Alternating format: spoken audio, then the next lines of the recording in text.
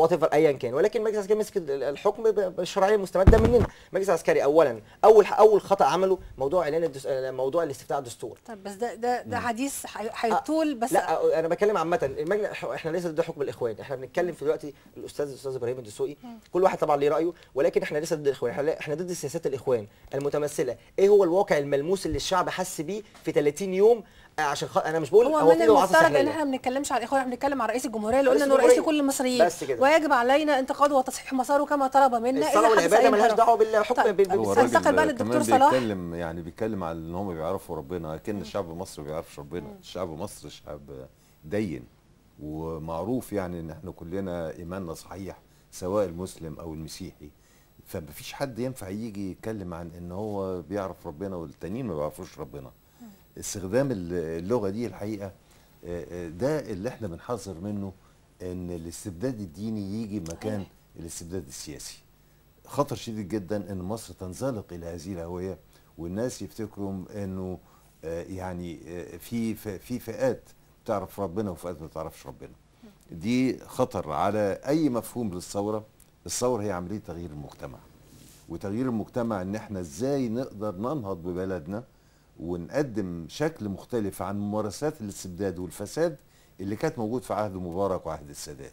دي المسألة الأساسية. عندنا علامات وعندنا مؤشرات، يعني لما يجي حادثة زي موضوع اللي بيطرحه الأستاذ هيثم، واللي بتجر لتطهير المؤسسات بشكل عام، ورأي حضرتك فيها برضو، هل الحكومة الجديدة هتهتم بيها؟ هتلاقيها في أولى أولوياتها زي ما الثورة طلبت ولا لا؟ الأستاذ هيثم بيتكلم على إنه اسمهم وهم من الأوائل جيد جدا بمرتبة الشرف يرفع من قرار ويوضع أسماء أخرى لأسباب متعلقة بعلاقات أو بأسباب سياسية.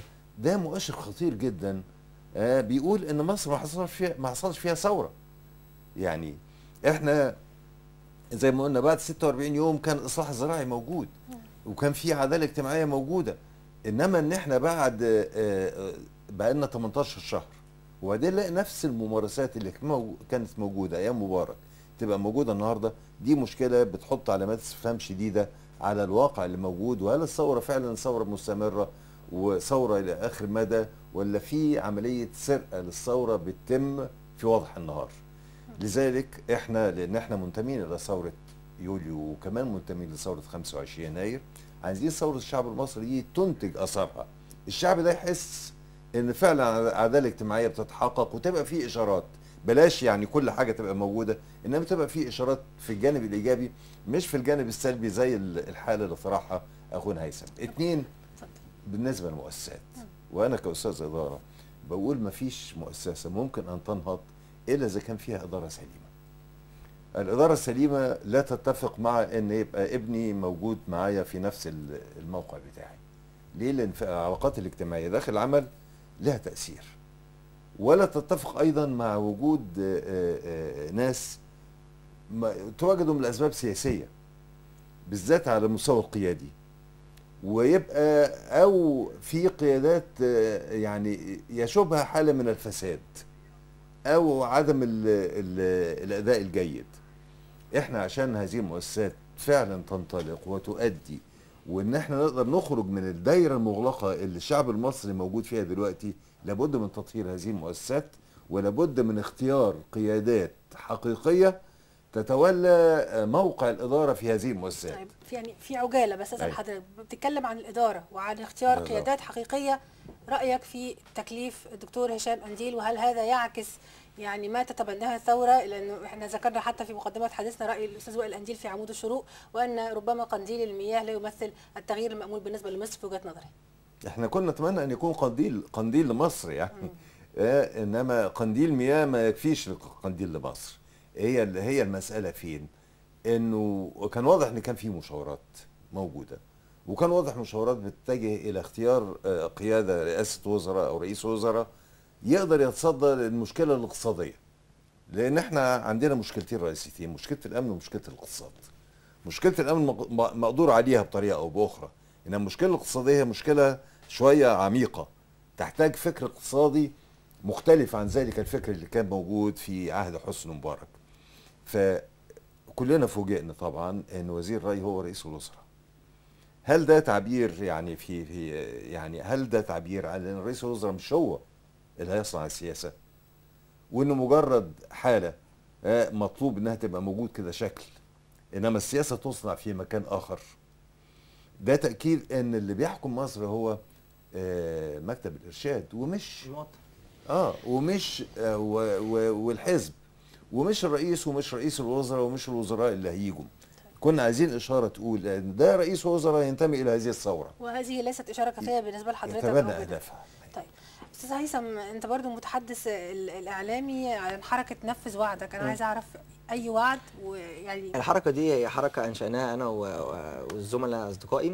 الحركه دي عباره عن هي جهه رقابيه على اي رئيس هيجي يحكم البلد، سواء كان رئيس محمد مرسي او اقامه انتخابات اخرى كمان 4 سنين. هي الحركه دي ليست فقط زي ما الاستاذ ابراهيم قال لك احنا ضد الاخوان او ضد، احنا مش ضد فصيل سياسي بعينه يعني، ولكن احنا مع مصلحه البلد. واحنا بنتكلم في نقطه ان حركه نفذ وعدك دي اهم اهدافها ومقوماتها هي جهه رقابيه بتتابع ايه الاهداف او المبادئ اللي الرئيس قالها في برنامجه الانتخابي وهينفذها. انا دلوقتي زي كده ما سمعنا عن مرسي ميتر مثلا، ما اعرفش او مشروع النهضه مثلا، اللي انا لغايه دلوقتي مش شايف ليه اليات على ملموسه في الواقع. يعني زي ما الاستاذ دكتور صلاح قال، مش عايز عصا سحريه يحصل فيها تغيير الكون في وقت واحد، الامن والاقتصاد والبطاله، انا مش عايز كل ده يحصل في يوم وليله، ولكن في حاجات ملموسه في ارض الواقع متمثله مثلا ان انا الامن، المرور، حضرتك شايفه طبعا المرور عامل ازاي، والمرور بيبقى حلو جدا ساعه الفطار، لكن بعد كده تلاقي شوفي المرور بيبقى عامل ازاي.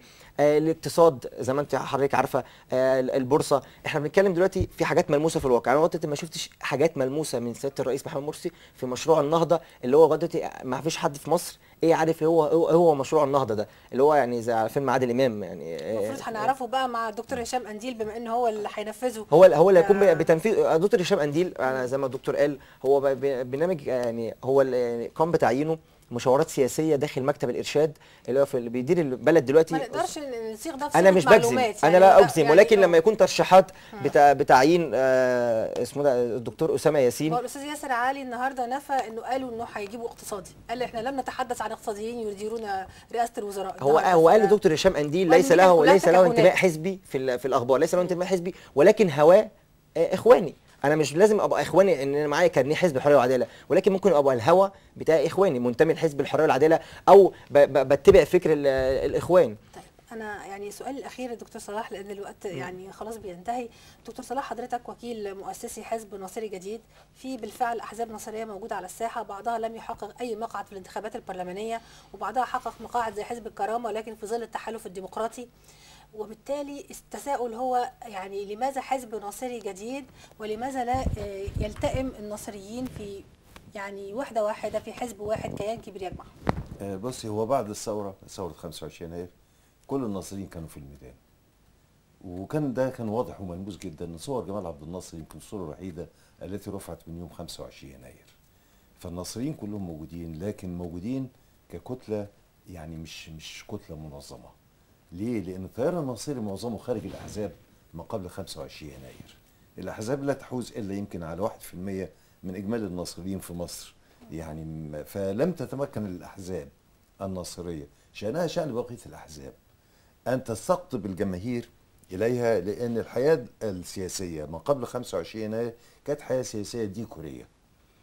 إحنا من وحي الثورة وبعد الثورة مباشرة دعونا إلى توحيد الأحزاب الناصرية في حزب واحد، وعملنا مشاورات على مستويات مختلفة ولن تنجح هذه المشاورات في الوقت اللي كان فيه الناس اللي في الميدان بيضغطوا علينا من أجل تشكيل حزب.